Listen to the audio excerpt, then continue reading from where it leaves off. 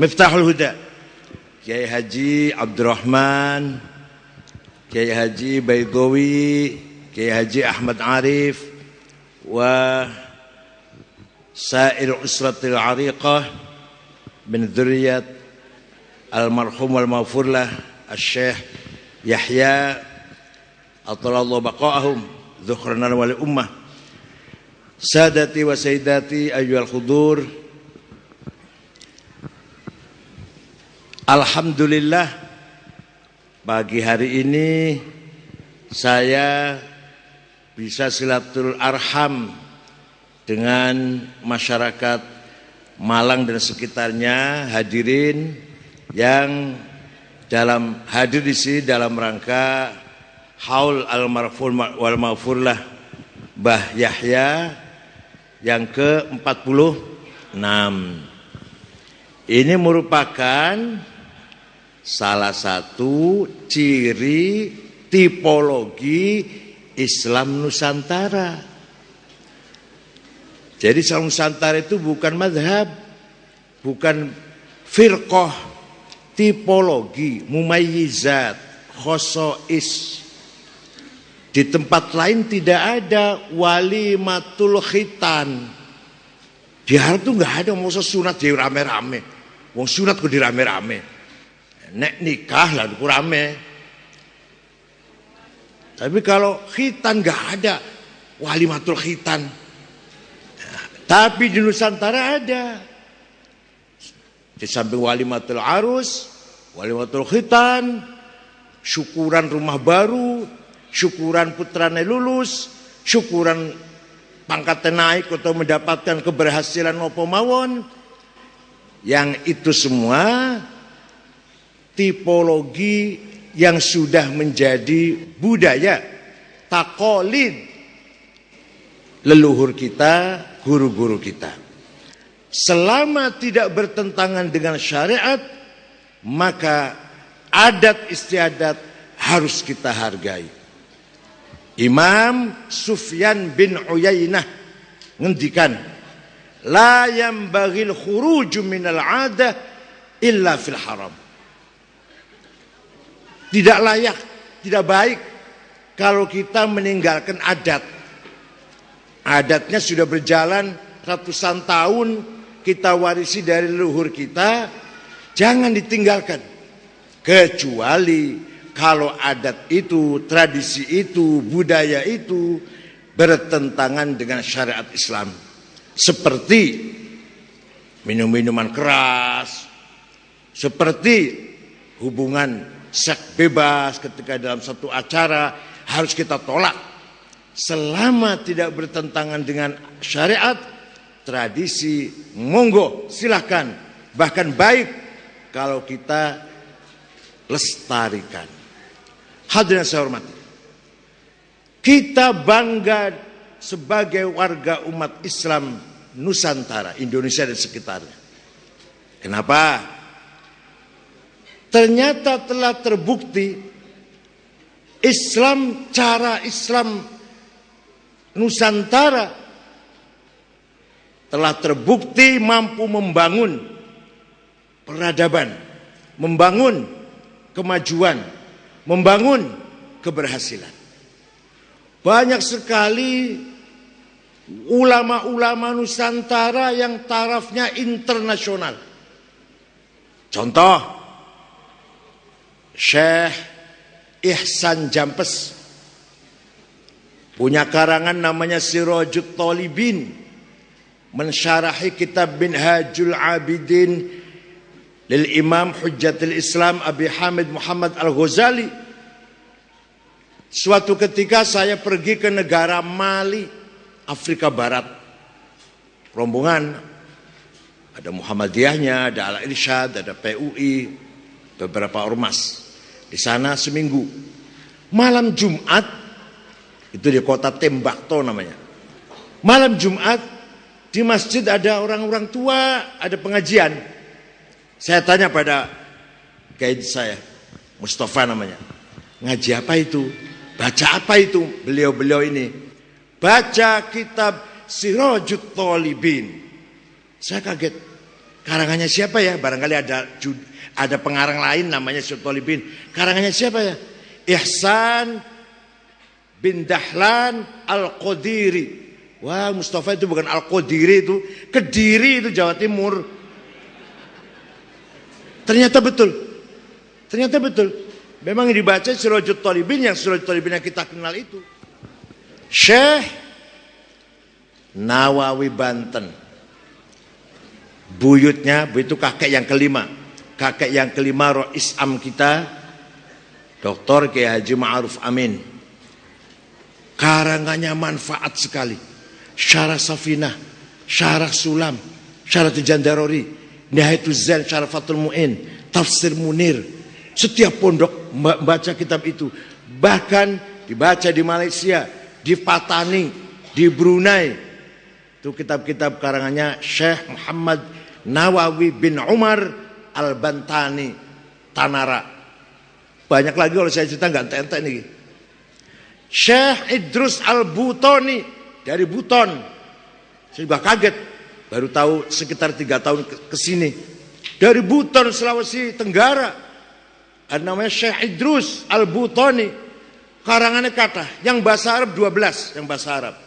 Di antaranya Mu'nisul Qulub fi Dzikri 'Allamil Ghuyub, yang bahasa Arab. Yang bahasa Bugis besar. Nasihat-nasihat bahasa Bugis. Syekh Rifai Batang, Jawa Tengah. Itu karangannya syairan qasidah 5.500 bait. Itu kiai guru kita itu, leluhur kita itu. Masa kita nggak bangga? Itu Nusantara itu. Nah, nggak usah cerita Wali Songo, jelas Wali Songo pun jelas pun. Cerita kiai sing sakwise Wali Songo mawon pun. Syekh Ahmad Khotib Sambas, Kalimantan Barat. Beliau orang yang mempersatukan, mensinergikan, menharmoniskan antara tariqat Qadiriyah, tariqatnya Syekh Abdul Qadir Ibn Saleh Ibn Dus Al-Jilani, yang zikirnya jahr, ono maneh tariqat sing zikirnya khafi, pelan-pelan, yaitu yang dibangun oleh Syekh Ahmad Baha Naqsyabansyah, orang Kurdi ini. Sing diperangi yang ISIS, orang Kurdi sekarang lagi diperangi oleh ISIS. Ini punya syekh besar namanya Ahmad Baha Naqsyabansyah, mendirikan sebuah tarekat zikir. Cara zikirnya lirih, ojo banter-banter, zikir siri. Syekh Ahmad Khotib Sambas, orang Kalimantan Barat, menyatukan dua metode itu. Kapan layaknya zikir jahri, kapan saatnya zikir khafi. Siapa yang sudah makomnya zikir siri, siapa yang masih makomnya harus zikir jahri. Kitabnya namanya Fathul Arifin. Diikuti oleh seluruh tarekat ini, diikuti oleh umat Islam di dunia, terutama Asia Tengah, bekas jajahannya Soviet dulu, Azerbaijan, Turkmenistan, Kazakhstan. Itu rata-rata tarekatnya Qadiriyah wan Naqsyabandiyah. Juga di sini itu ya. Di pesantren ini juga tarekatnya Qadiriyah wan Naqsyabandiyah. Orang Sambas ini, orang Kalimantan Barat, yang mempersatukan dua tarekat itu. Luar biasa ulama Nusantara itu. Dikira ulama Mesir aja Pak. Hanya Mesir saja Pak ulama. Kita juga punya ulama yang hebat-hebat. Malah Mbah Khalil Madura, Bangkalan, punya kreativitas yang sangat luar biasa. Mensinkronkan antara mustalah terminologi ilmu nahu dengan bahasa Jawa.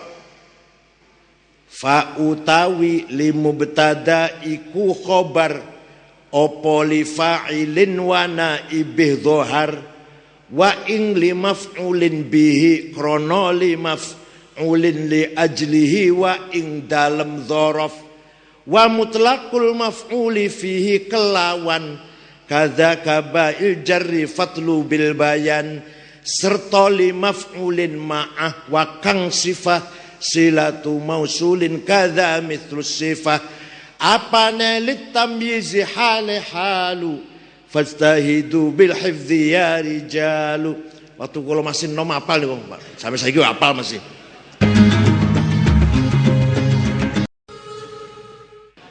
Mubtada utawi khobar iku fa'il utona ibul fa'il opo maf'ul ing dzaraf ing dalem maf'ul ma'ah serta maf'ul mutlak kelawan, begitu pula ba juga maknanya kelawan, hal hale tamyiz apane. Ayo, ulama Jawa itu, ulama Nusantara itu cerdas banget dan nggak salah, pas banget, nggak salah.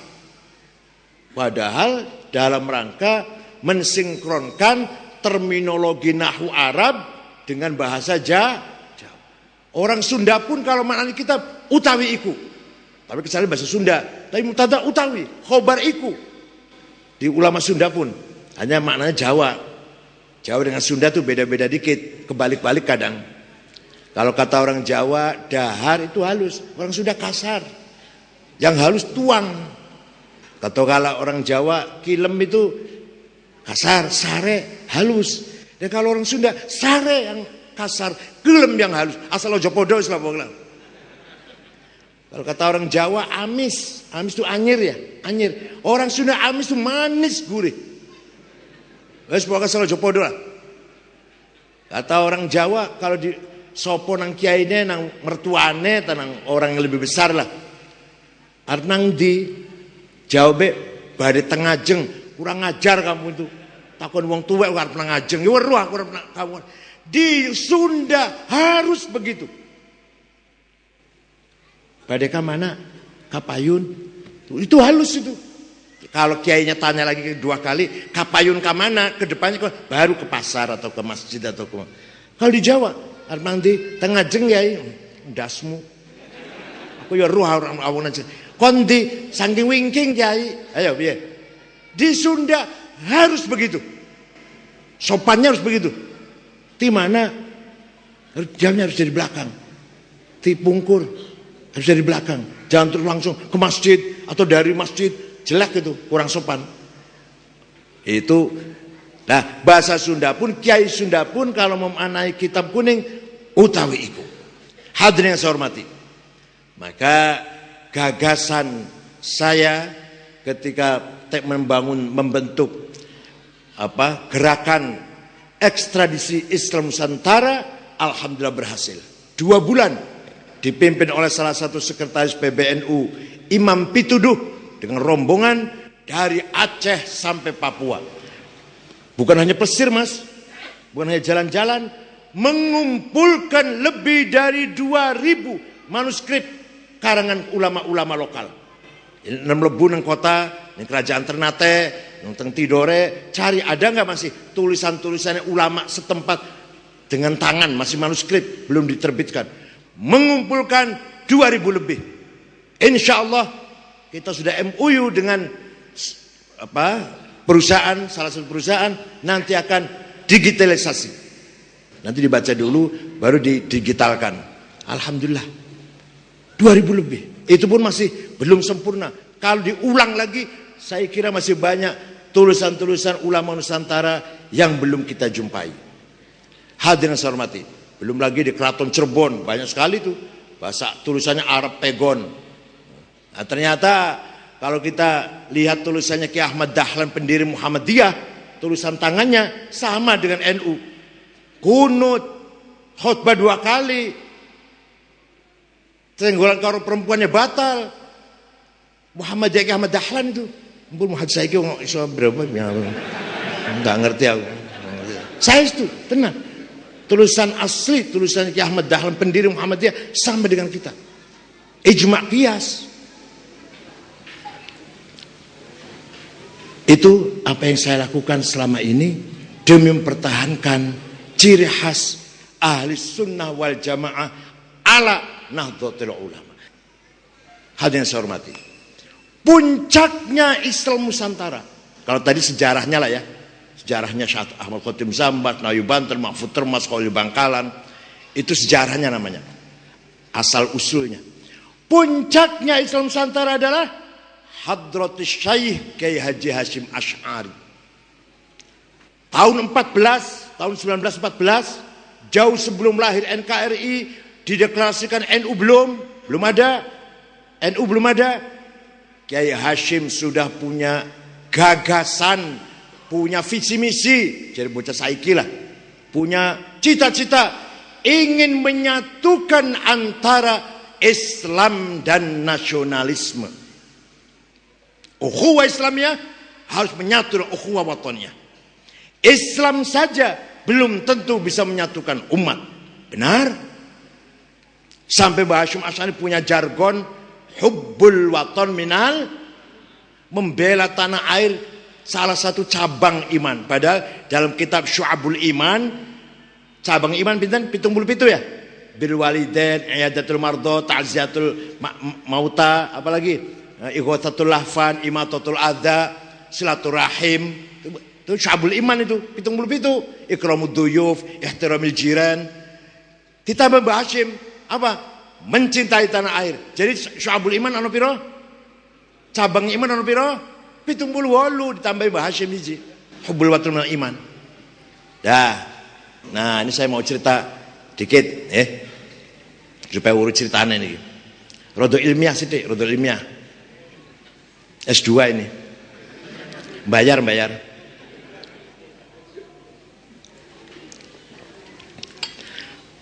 Pada akhir abad ke-18, khilafah Turki Utsmaniyah mulai merosot, kedodoran, mulai lemah, mulai turun kekuatannya. Maka wilayah-wilayah yang sangat luas sudah tidak lagi terpelihara, terkontrol. Wilayah besar, luas, tapi pemerintahannya lemah. Suatu ketika Perdana Menteri Inggris namanya Sikis dan Perdana Menteri Prancis namanya Picot ketemu. Khalifah Turki ini perumpamaannya ibaratnya orang yang lagi sakit. The sick man of Europe, ar-rajul marid min Eropa. Ini orang lagi sakit ini, sakit parah ini, lagi sekarat ini. Jadi piye? Yuk wilayah-wilayahnya dibancai wae yuk, dijadikan bacaan. Kita jajah saja yuk wilayah-wilayahnya. Itu sepakat antara Perdana Menteri Inggris dan Prancis. Ternyata Maroko, Aljazair, Tunis, Libanon, Syria, Prancis, Mesir, Sudan, Irak, Inggris. Indonesia jelas Belanda sudah lebih dulu, sebelum ada kesepakatan Belanda sudah dijajah. Libya, Itali, juga Portugis dan lain-lain. Di dalam Turki sendiri ada agen Yahudi, agen Zionis, namanya Mustafa Kamal Ataturk, menghancurkan khilafah dari dalam. Ternyata khilafah guling. Tahun 1924 khalifah terakhir Abdul Hamid dibuang ke Jerman. Sejarah Islam, sistem khilafah semenjak Sayyidina Abu Bakar As-Siddiq hancur atau bubar tahun 1924. Mustafa Kamal Ataturk jadi presiden pertama Republik Turki, melarang pergi haji, melarang nama Arab. Kalau ada orang namanya Muhammad dipanggilnya Mehmet. Kalau Ali, Alija. Kalau Ayub, Eop. Pokoknya jangan ke Arab-Arab benar. Itu Mustafa Kamal. Dilarang haji. Haji orang Turki baru boleh tahun 74. Semenjak tahun 24 itu. Baru tahun 74 boleh. Dilarang azan pakai speaker. Azan bahasa Turki. Dilarang pakai kopiah haji, pakai gamis. Itu pakaian Arab. Jadi kalau ada ulama mau ngimami dari rumah, pakai celana. Nanti di mihrab, di pengimaman ada gamis di situ. Untuk imami pakai gamis, selesai sholat ya ditinggal lagi pakaiannya. Itu zaman Turki Mustafa Kamal Ataturk. Azan pakai sound system nggak boleh, sekarang udah boleh. Souvenir apa kaos, apa gantungan kunci, apa apalah, kenang-kenangan dulu. Nggak boleh gambar khalifah. Sekarang udah boleh sekarang. Khilafah Turki hancur. Nah, wilayah-wilayah yang luas dijajah oleh Barat, ulama-ulama kumpul di Mesir.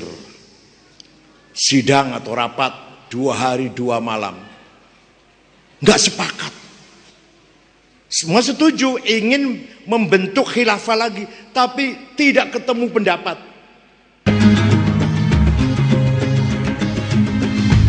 Apa syarat rukunnya orang jadi khalifah? Apa kriterianya? Debat seru. Kalau sudah ada, siapa yang mengesahkan? Debat seru. Kalau sudah ada, kalau sudah selesai, di mana ibu kotanya? Apa simbolnya? Benderanya? Waduh, nggak ketemu. 2 hari 2 malam, ittafaqu ala alla yattafiqu. Sepakat untuk tidak sepakat. Bubar jalan udah. Musyawarah nggak ada hasilnya. Bubar jalan. Ittafaqu ala alla yattafiqu. Gagal ulama. Di sisi lain, yang bukan ulama, ada seorang namanya Mitchell Aflaq, orang Kristen Ortodok dari Suriah, membangun partai politik namanya Ba'ath. Partai nasionalisme, citanya yang mendirikan negara nasional, sosialis, sekuler. Mengkader anak-anak Arab, pemuda-pemuda Arab dari Suriah, Abdul Karim Qasim, Hafid Asad, Abdul Halim Khaddam, Said Muallim. Dari Irak, Hasan Bakr, Saddam Hussein, Toha Yasir Ramadan, Ibrahim Hamudi, Tariq Aziz. Dari Mesir, Muhammad Najib, Zakaria Muhyiddin, Solah Salim, Jamal Nasir. Dari Libya, Abdul Salam Jalud. Dari Tunis, Habibur Ghaibah. Semua anak muda, anak-anak Arab ini kader militan supaya melawan penjajah, tapi agendanya negara-negara kebangsaan, bukan lagi khalifah.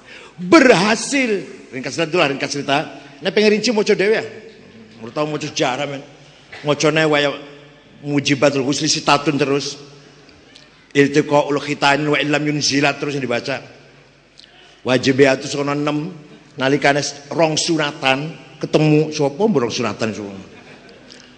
Ya ikunya penting, ngajiku penting, tapi jangan itu saja, yang lain harus dibaca juga.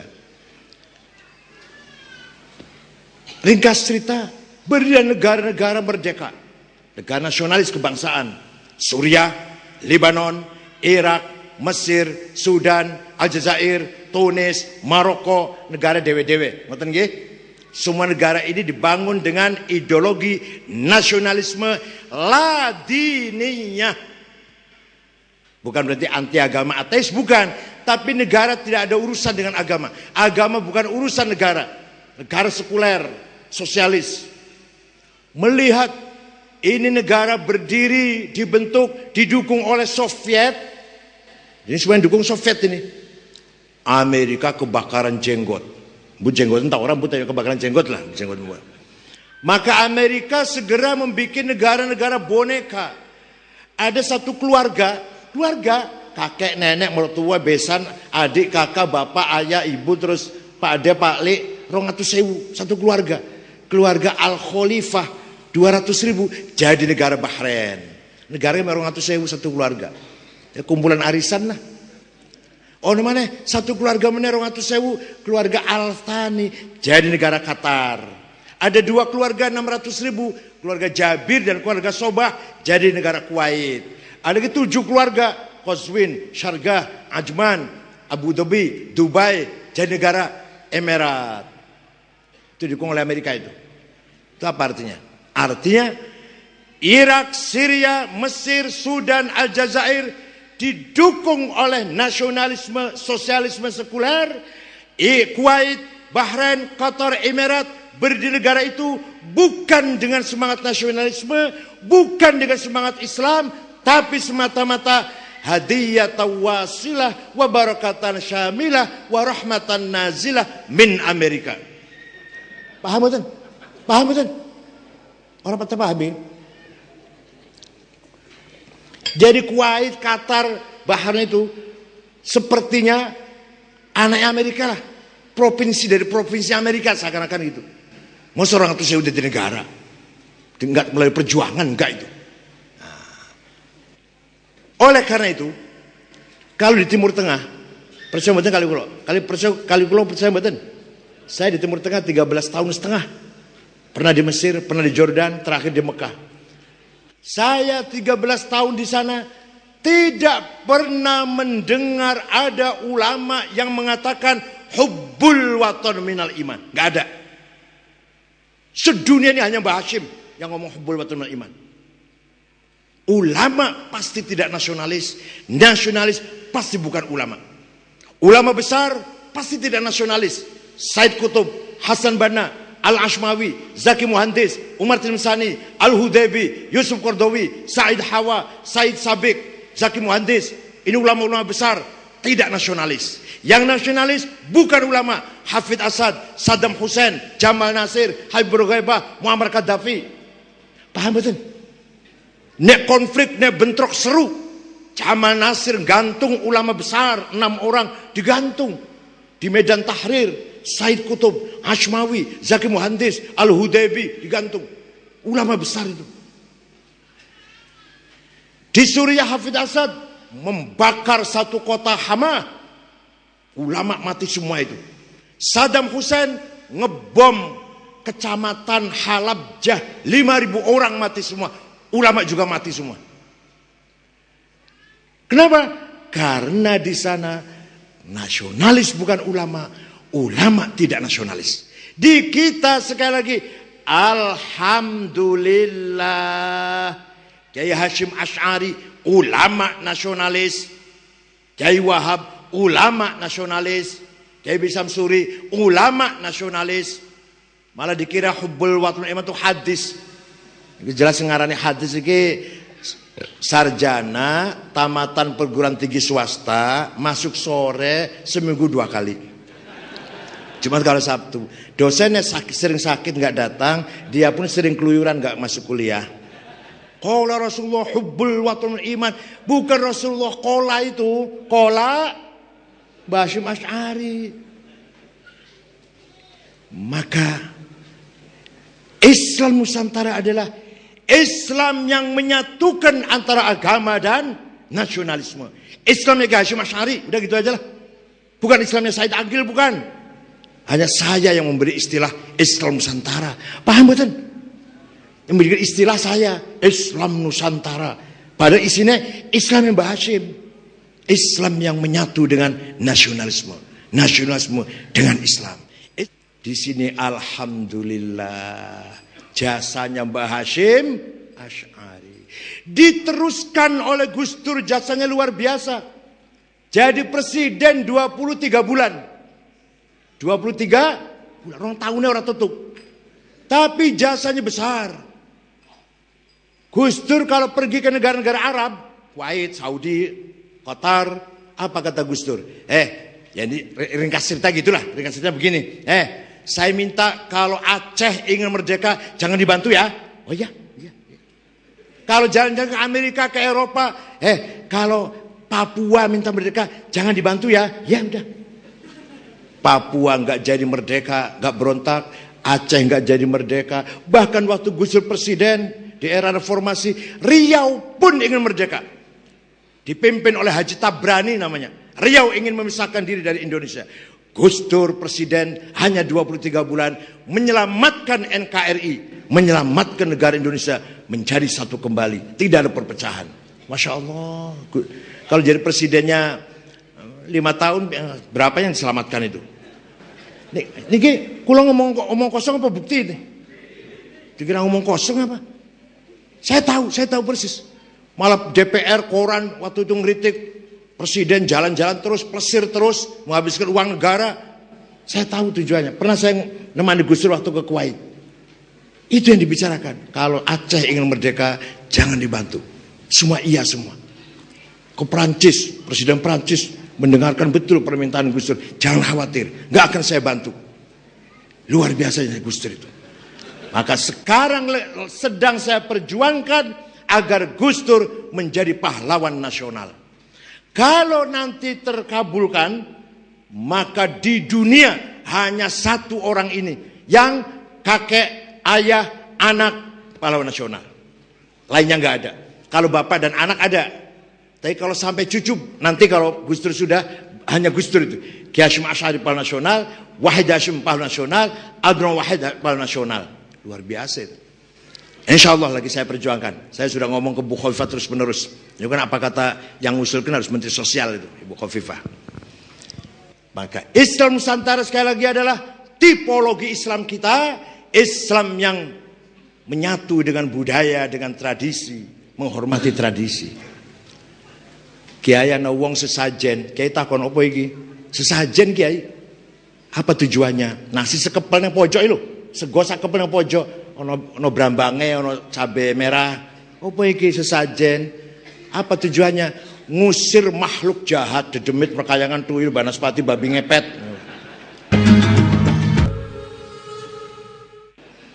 Kata kiainya, supaya makhluk halus larinya adoh, potong kambing 1, berat, masak beras 15 kilo. Oh nggih kiai, nurut dia.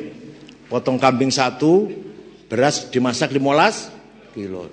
Jadi 30 piring, gula 30 mangkok.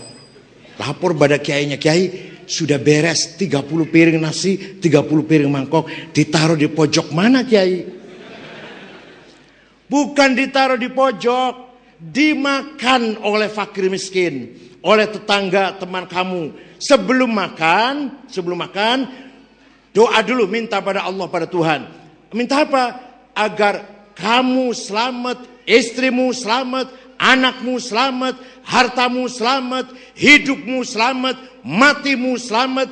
Maka namanya bukan sesajen, tapi selamatan. Masya Allah. Kalau ada kiai zaman saiki, apa iki? Sesajen, tendang karo kaki, bid'ah, musyrik.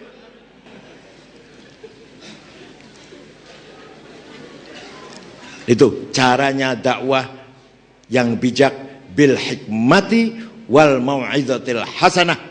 Wajadilhum, bagi yang ngejel, bagi yang sering diskusi seminar, wajadilhum billati hiya ahsan. Terakhir, monggo kita semua menjaga anak cucu kita jangan sampai terprovokasi menjadi teroris. Wallahi, saya bersumpah ini, teroris akan dilaknat oleh Allah. Man rafa'a silahahu amama wajhi mu'min la'anahu Allahul malaikah.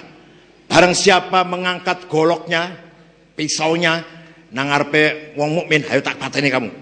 Awas kamu saya bunuh. Nembe ngono tok lho, baru gitu saja tuh lho. La'anahu Allahul malaikah. Durung mateni durung baru, ayo tak pateni lho kamu. Sudah ngangkat goloknya, sudah dilaknat oleh Allah. Moga-moga. Dan kita ini jangan jadi orang sombong. Kalau orang nggak mau tahlilan, nggak mau selawatan, berarti sombong. Nyombong kayak apa istilah kita ini.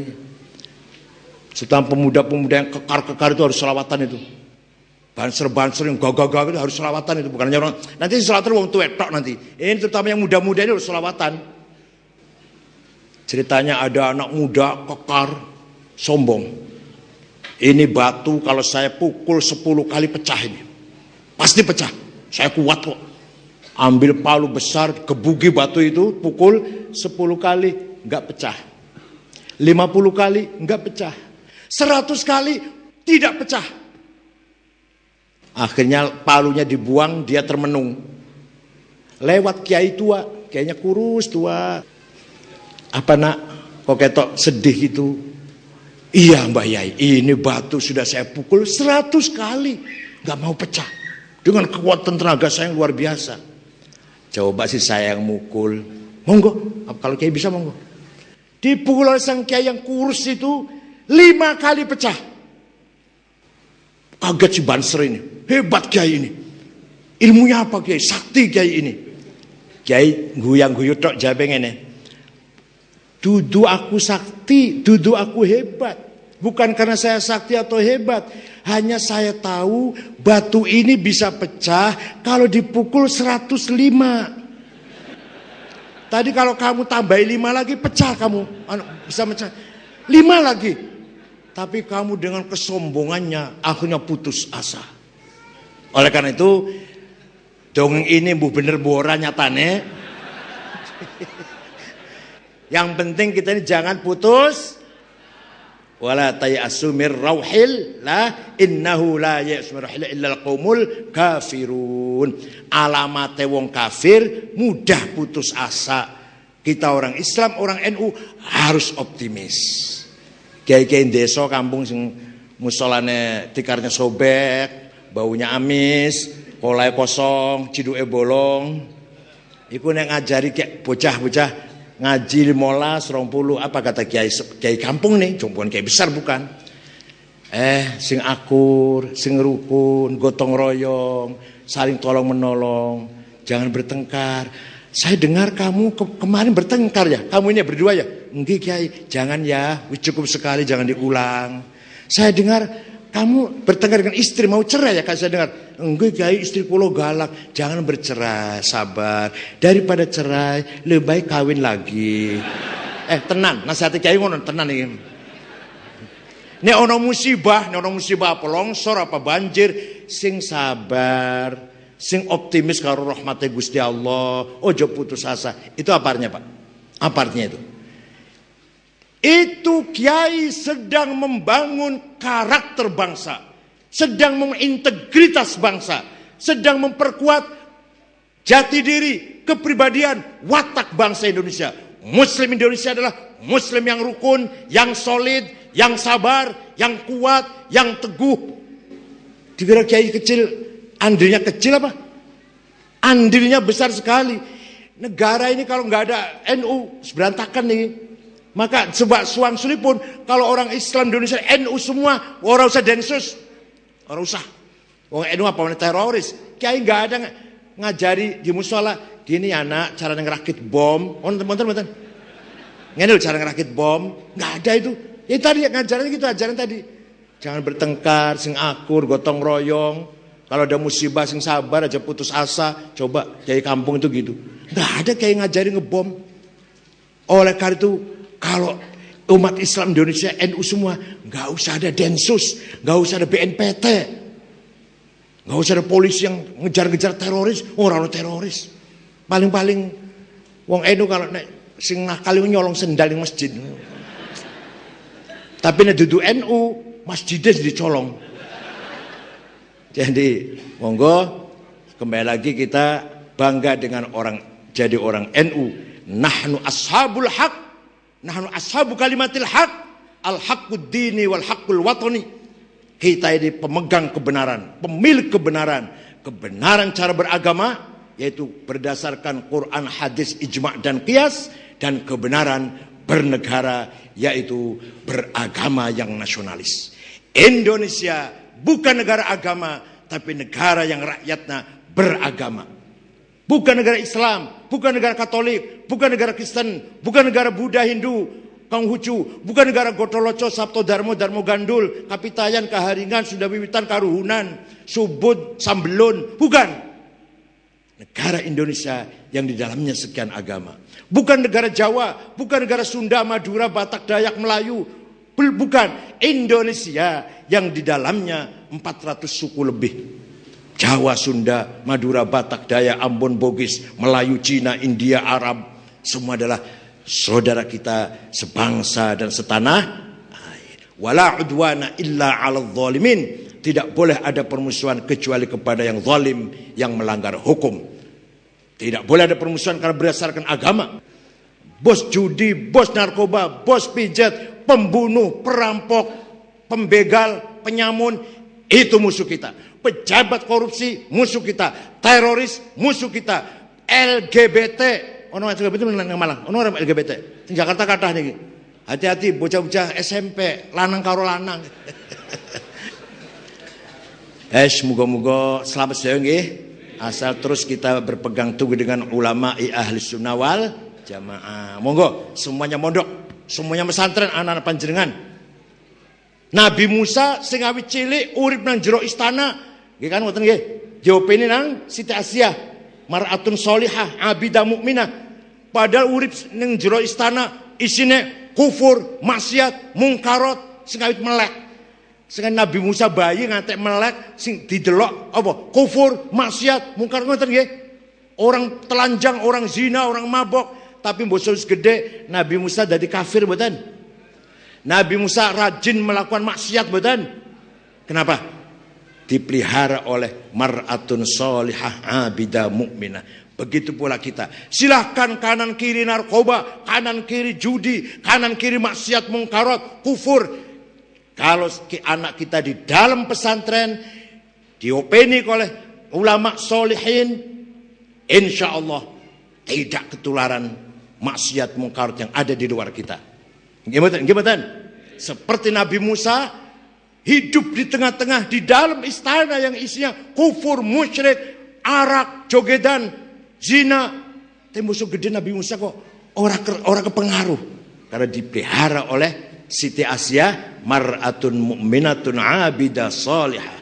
Panjenengan anaknya di pesantren kan di Gading sini, silahkan di luar ini maksiat mungkarat, anak panjenengan di pesantren Gading insya Allah terjaga dari maksiat dan mungkarat itu. Ngoten nggih. Syukran wa dumtum fil khairi wal barakati wan najah kullu amin wa antum bi khair. Ja'alallahu wa iyyakum aidina faizin wal maqbulin.